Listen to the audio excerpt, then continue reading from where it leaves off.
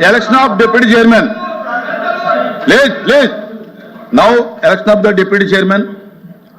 ఆంధ్రప్రదేశ్ రాష్ట్ర శాసన మండలి కార్యక్రమ కార్యనిర్వహణ నియమావళిలో 10వ నియమమును అనుసరించి ఉపాధ్యక్ష పదవికి ఒకే అభ్యర్థి పేరును 3 నామనిర్దేశ పత్రాలు దాఖలయ్యాయి. అభ్యర్థి పేరు అభ్యర్థి పేరు శ్రీ తోమాటి మాధవరావు. 3 నామనిర్దేశ పత్రాలను విడిగా ప్రతిపాదించిన వారు శ్రీమతి వరదు కళ్యాణి, శ్రీమతి టి కల్పలత, శ్రీమతి ఎస్ మంగమ్మ. నామనిర్దేశ పత్రాలు సక్రమంగా దాఖలయ్యాయి. వాటిలో ఉన్న ఏకైక అభ్యర్థి శ్రీ తోమాటి మాధవరావు శాసన మండలి ఉపాధ్యక్షునిగా ఏకగ్రీవంగా ఎన్నికైనట్లు ప్రకటిస్తున్నాను. శ్రీ తోమాటి మాధవరావు గారికి అభినందనలు. వారిని అధ్యక్ష స్థానము అలంకరించవలసినదిగా శ్రీ తోమాటి మాధవరావు గారిని అధ్యక్ష స్థానానికి తీసుకురావాల్సిందిగా అన్ని పార్టీల నాయకులను కోరుతున్నాను.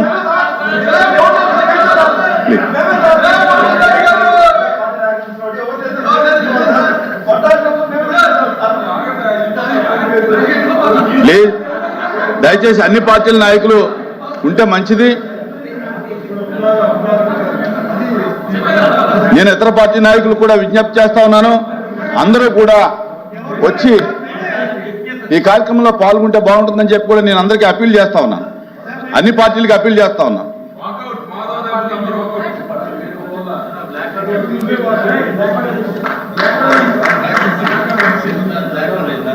ఈ కార్యక్రమాన్ని ఏకగ్రీవంగా జరగటానికి సహకరించినటువంటి అన్ని పార్టీల యొక్క మెంబర్స్ కూడా నేను ధన్యవాదాలు తెలియజేసుకుంటాను.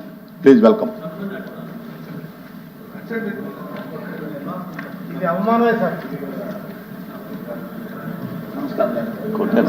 నమస్కారం sir.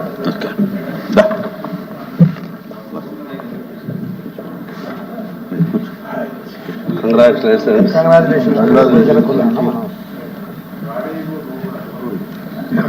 తీసుకెళ్ళకూడదు. Flower but flowers no flowers అన్ని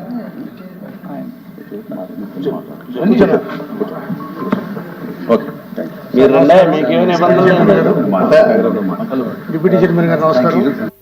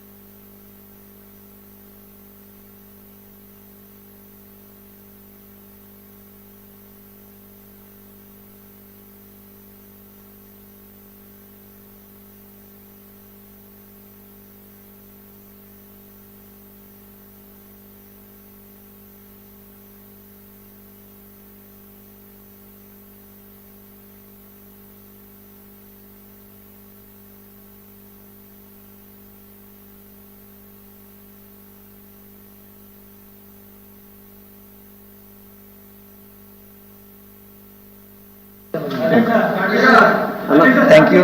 పిటిషన్ కమిటీ స్టార్ట్ చేసుకోండి. మైక్ది బటన్ ఇచ్చారా?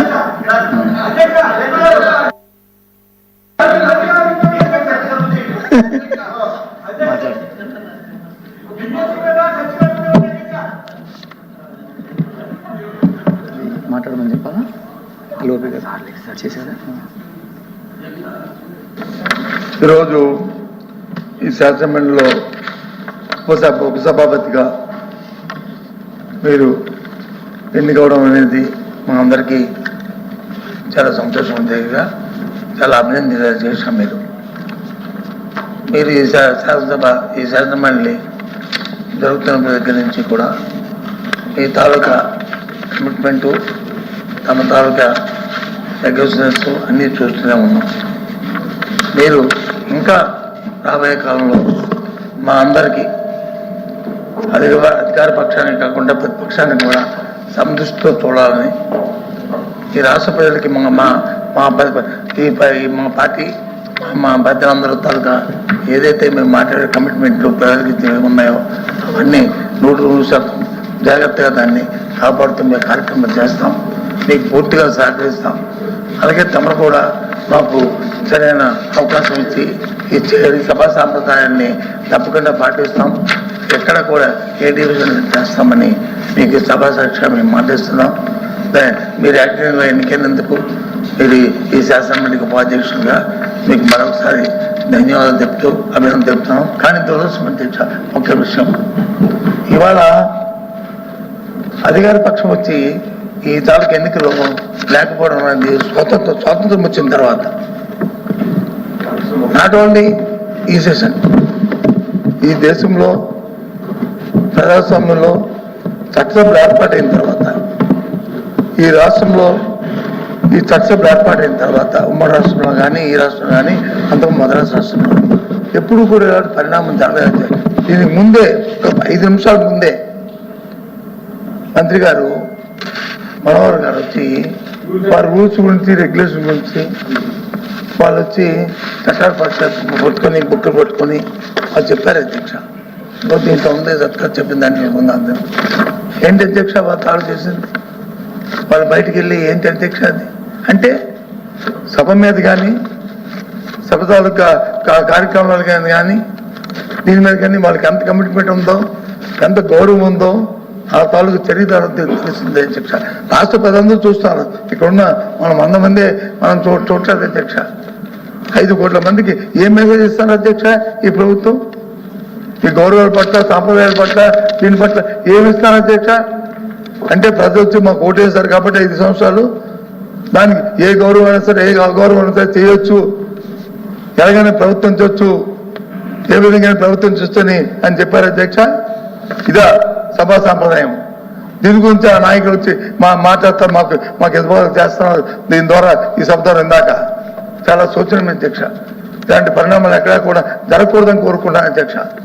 ఎవరైనా ఉండొచ్చు ప్రజాసంలో, ఓ రోజు ఒకరు వచ్చి గెలుస్తారు, ఒకరు పోతాం, రాత్రి అవుతుంది పగలవుతుంది.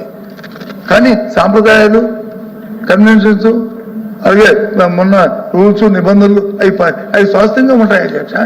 ఇంకా మెరుగుపరుచుకోవాలి. అదే మెరుగుపరుచుకోకుండా దాన్ని తూట్లు పొడుస్తూ దాన్ని అవమానకరం చూస్తుంటే చాలా శిక్షగా కుటుంబంతో ముఖ్యంగా ఏదో ఈ ఎన్నికల పార్టీ ఉందో ఆ నాయకులు మాట్లాడుతుంది కానీ, అది కుటుంబంలో నాయకులు మాట్లాడుతుంది కానీ చాలా సూచన అధ్యక్ష. లేకపోవడం అనేది అనిపిస్తే తప్పని అనిపిస్తుంది అధ్యక్షాలకి. అలా ఇది ఏమని చెప్తారు అధ్యక్ష? ఇది రాష్ట్రపతికి ఏం మెసేజ్ ఇస్తున్నాం మనం? ఏ రకమైన ఇస్తున్నాం? రాజకీయాల్లో వచ్చి కక్షలు ఉండకూడదు అధ్యక్ష. రాజకీయాలు వచ్చి ఇవి ఉండకూడదు అధ్యక్ష. కన్సిడరేషన్ ఉండాలి. ఒకరికొకరు చెప్పుకొని చేసుకునే పరిస్థితి ఉండాలి. మన అందరం కూడా రాష్ట్ర ప్రజలకి ఆన్సరబుల్ అధ్యక్ష. అంతేగాని ఆ పార్టీకో మా పార్టీకో ఆన్సరబుల్ కాదు అధ్యక్ష. అందరూ మనం ఇక్కడ కూర్చుని అందరం ప్రజల కోసం తరఫున ఇక్కడ కూర్చొని మాట్లాడుతున్నాం అధ్యక్ష. ఇక్కడ అందరూ.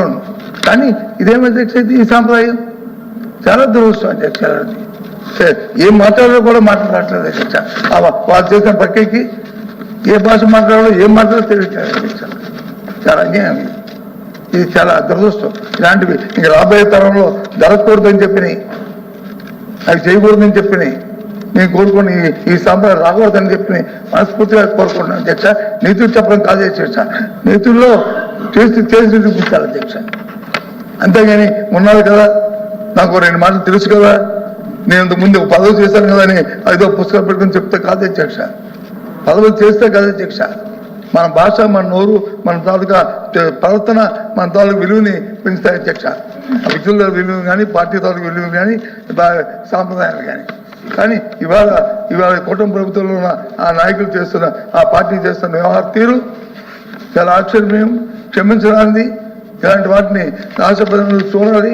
వాళ్ళ తాలూకు బిహేవియర్ ఎలాగుందో మీరు చూడండి. మీరే ప్రజలే నిందితులు. ఈ కార్యక్రమాన్ని ఎలాంటి అప్రసాభంగా ఇలాంటి నడవడం మంచిదా కాదనేది ప్రజలు నిర్ణయించాలని రాబోయే కాలంలో వారిని ఈ సభ ద్వారా కోరుకుంటూ, ఇవాళ మీరు ఉపసభాపతికి ఎన్నికైనందుకు మళ్ళీ మీరు మీ సాంప్రదాయాల పట్ల మీరు చేస్తున్న రాబోయే కాలంలో పూర్తిగా సభ్యులు మేము సహకరిస్తాం. ఏదైతే చట్ట ప్రకారం ఉందో దాన్ని నడవడిగా చేస్తాం. తమను కూడా మాకు సరైన అవకాశం ఇచ్చి చేయాలని మరి మిమ్మల్ని కోరుతూ, మీరు ఈ అవకాశం ఇచ్చినందుకు మీకు ధన్యవాదాలు కోరుతున్నాను అధ్యక్ష.